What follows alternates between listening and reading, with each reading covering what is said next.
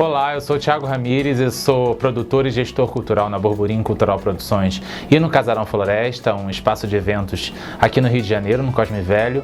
E eu tô aqui nesse vídeo para falar um pouco sobre o mundo dos eventos. Eu elenquei aí 10 dicas, pontos ou temas para que a gente possa refletir um pouco melhor sobre o planejamento dos eventos e ter uma entrega de maior qualidade. Os eventos que são, no geral, formato muito explorado no mundo da produção cultural e nem sempre a gente tem tanto conteúdo disponível online para a gente pensar a melhor forma de planejar e de executar esse evento em suas mais variadas formas. Então, eu juntei aqui 10 pontos principais que eu acho importante para a gente entender um pouco melhor. E é isso, vamos lá. Então, ponto 1 é aquele ponto básico, Não tem como a gente começar a pensar em falar em evento sem pensar em conceituá-lo de alguma forma. O evento, ele, como diz o nome, ele é evento, Algo que é passageiro, é rápido, que acontece. O evento, ele aparece muito para dinamizar determinadas cidades, grupos culturais, espaços. Ele é um happening, ele é um acontecimento que muda o ritmo de uma determinada estrutura, um determinado projeto de mais longevidade, por exemplo, Muitos eventos acontecem no interior de projetos um pouco maiores e a gente tende a separar um pouco os eventos por determinadas qualidades, É muito comum o evento corporativo, que é aquele evento que no geral surge para promover uma empresa, uma corporação, para projetar uma marca, para dialogar mais com os clientes, para poder vender um determinado produto. Esse é o perfil de projeto, em termos de evento, que mais o mercado opera, que mais se opera no mercado. A gente tem os eventos culturais, que são mostras de cinema, festivais de dança, enfim, qualquer outro evento que tenha cultura como objeto principal, Arte e cultura como objeto principal de promoção de acesso. E em terceiro, a gente tem os eventos mais ligados ao entretenimento, que seriam as festas, eventos de formatura, casas noturnas, eventos e boate, que no geral aparecem muito ligados a levantamento de recursos, geração de receita em bar, por exemplo. Todos esses têm muitas coisas em comum, apesar de finalidades diferentes. E é sempre bom para a gente entender um pouco melhor o que é o conceito de evento e a gente pensar outros formatos de produção cultural, Quando a gente fala, por exemplo, num projeto cultural, que é uma ação cultural, a gente está falando de um projeto que tem ações ou de médio ou longo prazo, Ou seja, elas acontecem com maior regularidade. Se você tem um projeto, por exemplo, de arte e educação, em que você oferece oficinas de arte durante 3, 4, 5, 6 meses, você está falando de um projeto de ação cultural, ou seja, você tem um objetivo cultural mais prolongado. Daí, se você parte naturalmente para um projeto de políticas culturais, você está abrindo muito mais o guarda-chuva, Você está falando de ações muito mais fundamentadas, que têm um impacto muito maior, que envolve diferentes perfis de profissionais no envolvimento, na elaboração disso. Porém, o evento ele é possível de ser encaixado em qualquer tipo em qualquer tipo de projeto, desses que eu citei. Porque ele tem uma característica muito interessante, porque ele, como eu disse anteriormente, ele quebra a rotina, Então, por exemplo, se você tem um exemplo de projeto de ação cultural, que é a programação de um espaço de arte, Por exemplo, você tem um centro cultural que tem uma programação longa de terça a domingo, já com atividades muito bem desenvolvidas e rotineiras, de shows e exposições. De repente você pode criar um evento de abertura, uma vernissagem, você pode criar um encontro de artistas que vai ter uma divulgação específica, que vai gerar uma outra mídia. Ou seja, com isso você quebra a dinâmica, quebra a rotina desse projeto que tem uma regularidade e acaba chamando a atenção para pontos que você quer chamar e não consegue na sua rotina de atividades. Então o evento ele é muito bacana nesse sentido, Ele gera mídia, ele reúne pessoas, ele gera um buzz, que a gente fala. Então eu acho que o primeiro ponto seria esse, a gente entender um pouco melhor, afinal de contas, o conceito do que é esse evento. Bem, agora a gente pode ir para o ponto 2. É muito comum a gente pensar quando a gente vai desenvolver um projeto, naquelas perguntas principais, né? Por que, quando, onde, como? Isso é uma maneira, um start para a gente começar a desenvolver o projeto. Eu gosto de focar no porquê. Eu acho que quando você traz essa pergunta para o cerne do seu desenvolvimento do projeto, aí sim você começa a construir, né? Ela é a ponta do iceberg. Você vai chegar à base através dela. Então, a sua primeira pergunta que você faz a você e a sua equipe é o porquê desse evento. Às vezes parece ser muito óbvio, mas não. Quanto mais você depurar, melhor. Então, o seu evento é para angariar recursos? O seu evento é para promover a sua marca? O seu evento é para você se lançar como artista no mercado? O seu evento é para se comunicar melhor com a sua comunidade, por exemplo? O seu evento é para gerar mídia? Enfim, existe uma infinidade de objetivos. E aí, quando a gente fala em objetivo, o mais interessante é você ir para um segundo passo, que é dissecar um pouco esse objetivo. O seu projeto de evento sempre tem que ter um objetivo geral. Se você realiza, por exemplo, uma mostra de cinema alemão, o seu objetivo geral, naturalmente, vai ser ou promover o cinema alemão no local onde você está, ou gerar pensamento crítico sobre a cinematografia alemã. Isso é um objetivo geral. Daí você pode partir para um segundo passo, que é entender quais são os objetivos específicos, a partir do objetivo geral. Então, nesse caso de um festival de cinema alemão, sobre os objetivos específicos, eles vão trazer as informações mais precisas. Então, eu vou quantificar aquilo que eu vou realizar. Então, se o meu objetivo geral é promover a cinematografia alemã, nos meus objetivos específicos eu vou dizer exatamente como eu vou fazer isso, que no caso seriam as metas também, né? Então, por exemplo, eu vou realizar a exibição de 5 filmes da cinematografia alemã num determinado período temporal. Eu vou atrair de 200 a 300 pessoas para a minha plateia, né? Enfim, eu vou começar a quantificar isso. Isso é o que vai te ajudar, que são as metas, a planejar as suas entregas do projeto. Então, quando a gente dialoga com um patrocinador, um parceiro, quando a gente fala, né, dessa famosa palavra que é entrega do projeto, é isso que a gente está falando. Então, são os objetivos específicos, é aquilo que você vai ter que elencar para quando você for para uma mesa de reunião de parceiros, você dizer de fato o que você vai entregar. Então, primeiro responda o porquê do seu projeto e pontue o seu objetivo geral e os seus objetivos específicos através de itens quantitativos. Pessoal, o ponto 3, ele vem através de duas questões, de 2 pontos. Você para realizar um evento, você tem que naturalmente saber planejar e saber se arriscar, que inclusive é algo que você também precisa de planejamento. Você precisa planejar o seu risco. Bem, saber planejar é você criar um campo sólido para a realização do seu evento, ou seja, você criar um chão seguro para você caminhar até o objetivo, a realização do seu evento. Óbvio, você vai ter que conhecer o seu público muito bem, você vai ter que escolher o seu local com precisão, se esse local ele te traz facilidades logísticas, né? Ou seja, se as pessoas conseguem acessar bem ou não, se conseguem estacionar. Em alguns casos, a dificuldade de acesso às vezes é um valor do projeto. É meio estranho, mas, por exemplo, existem eventos que acontecem em que um dos valores do projeto é justamente o fato dele estar fora de lugares muito populares ou de fácil acesso, ou seja, às vezes a dificuldade de se chegar a esse evento traz um certo teor de raridade ou de diferencial. Isso são estratégias criadas, por exemplo, no mundo que é muito concorrido como dos eventos. Então, às vezes, a gente lança a mão de determinadas estratégias para tornar esse evento um pouquinho mais, como dizem, gourmetizado. Mas isso é raro. Eu acho que é sempre pensar na facilidade que o local te traz para você realizar o evento. Bem, naturalmente, o cronograma é fundamental. Eu tenho uma dica para pensar o cronograma, que é você sempre estipular a data do seu evento a partir, né, do melhor período, né, e aí você vai considerar questões de clima, intempéries, datas comemorativas, se você vai vincular o seu evento a uma efeméride, a um feriado, e a partir daí você faz um exercício de frente para trás. Se seu evento acontece em abril, eu vou tentar catalogar tudo que eu vou fazer nos meses anteriores, né?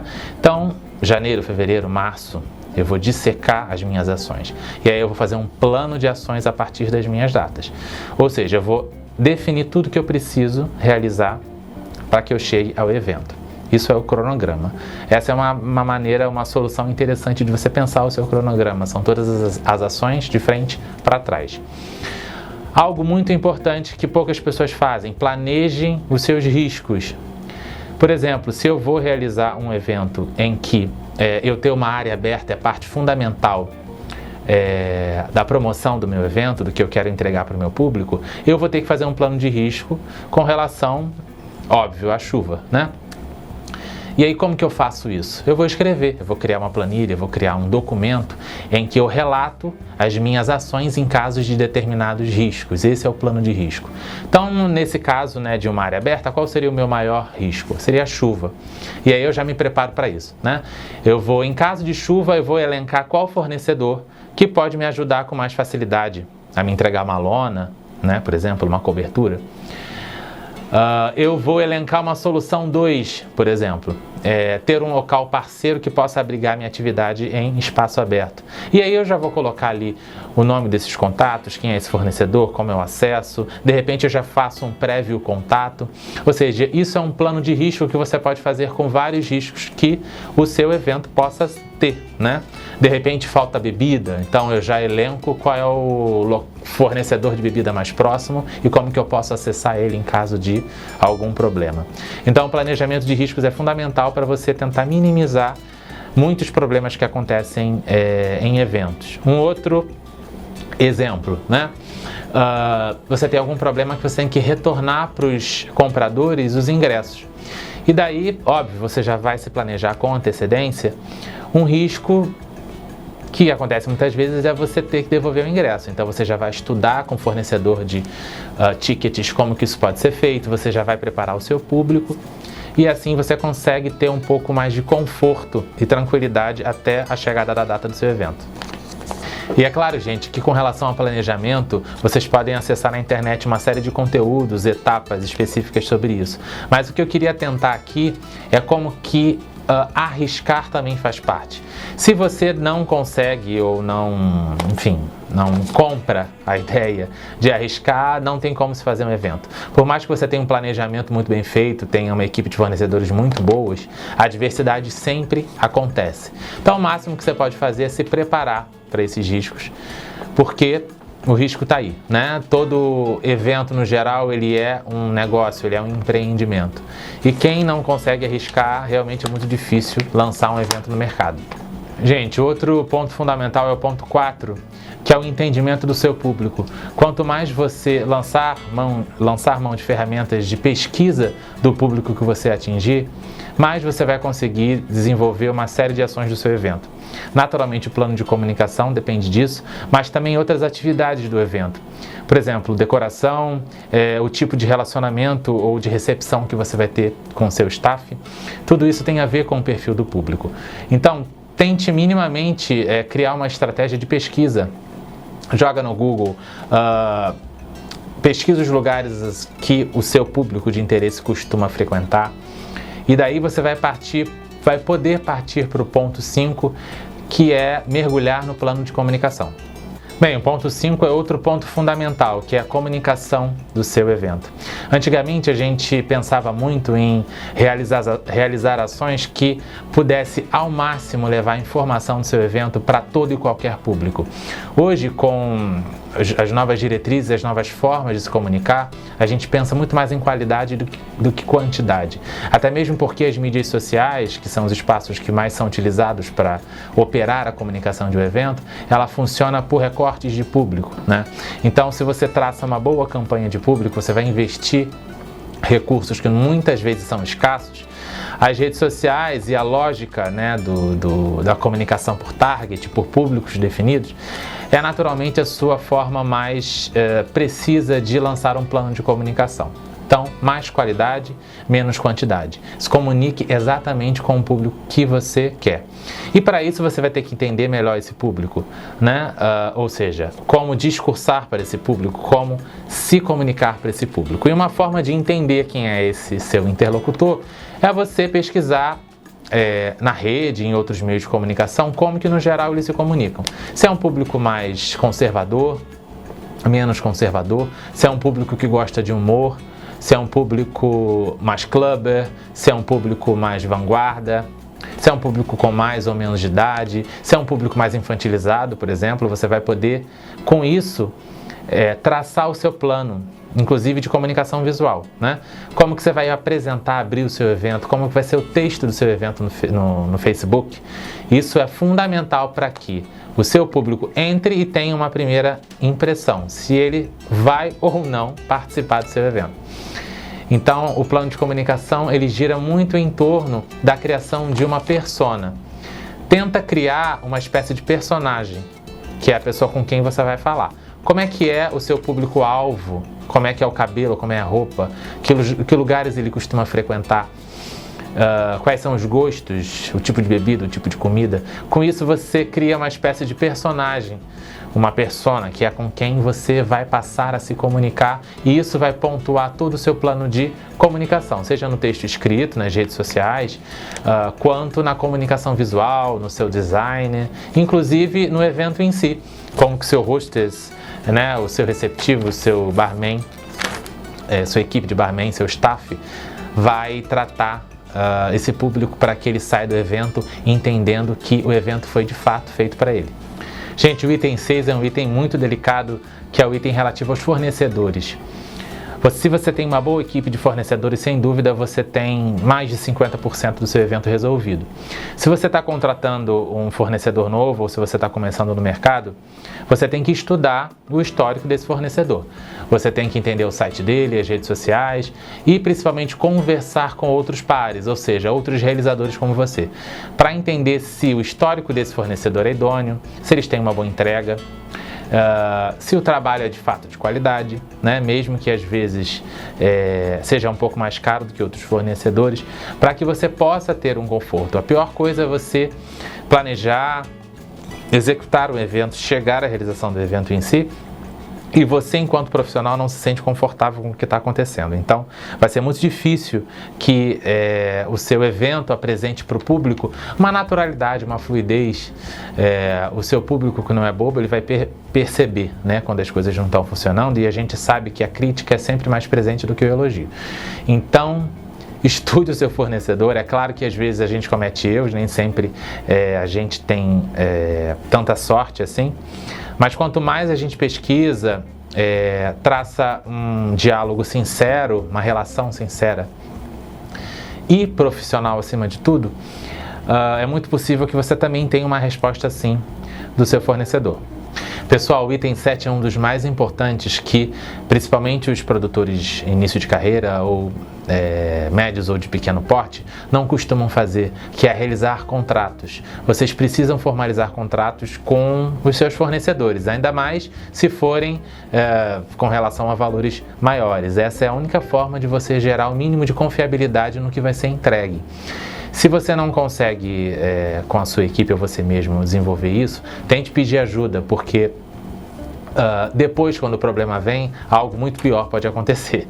Então, o contrato é a única maneira de você firmar um pouco mais de confiabilidade com esse fornecedor. Então, nunca deixe de instrumentalizar isso de uma forma minimamente mais segura e jurídica. Então, o item 8 é um item muito importante, principalmente na atualidade, que é você, produtor de eventos, pensar em formas de acessibilidade para o público com deficiência no seu evento. É fundamental que todos os tipos de pessoas possam acessar o que você está oferecendo. É claro que muitas vezes é difícil você tornar o seu evento 100% acessível.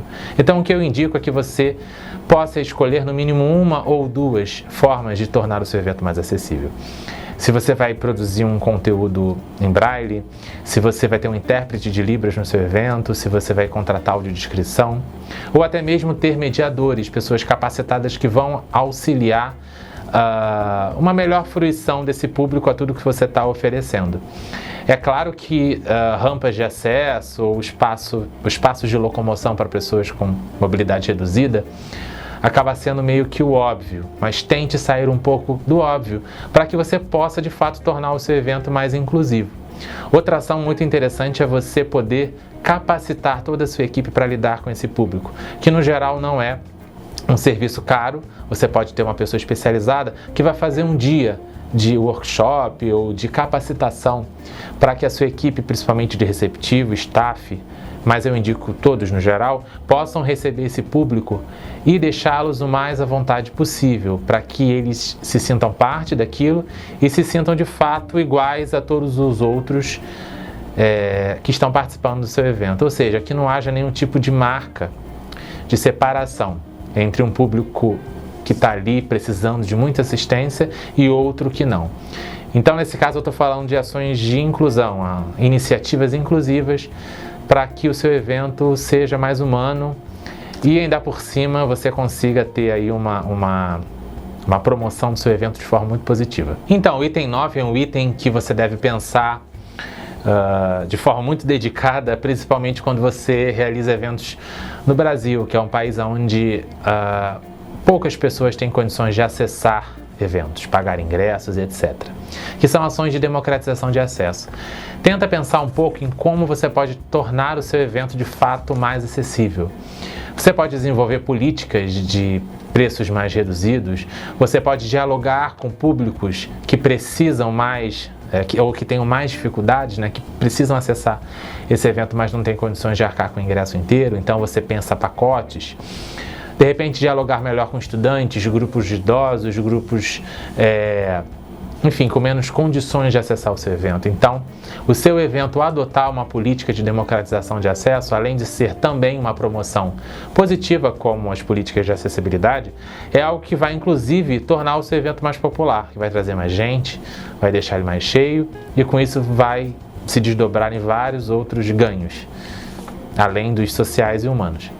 Então, o último item é aquele em que muitos realizadores de eventos não pensam, que é o seguinte: crie um portfólio para o seu evento.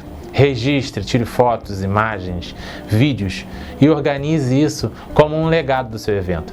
Por mais que você não realize aquele evento novamente, esse material vai servir para outras iniciativas, outros processos ou algo pessoal seu. Você pode, por exemplo, querer vender para algum patrocinador, algum outro projeto, e você vai precisar desse material como referência, como repertório. Então tente organizar, tire um tempo para se dedicar a isso. Isso é fundamental. Poucos produtores de evento se atentam para isso, para a produção desse portfólio, Não só juntar clippings, por exemplo, fazer uma juntada de matérias ou inserções de mídia, mas também do legado que o seu evento deixou. Tenta organizar e ter isso. Por mais que fique na gaveta por um tempo, pode ter certeza que isso vai ser útil para você, tanto profissionalmente ou às vezes pessoalmente mesmo falando. Então, registre o legado que você deixou. Então, pessoal, a gente falou de 10 pontos bem rápidos, só para a gente ter um pouco mais de atenção com o planejamento e execução dos eventos.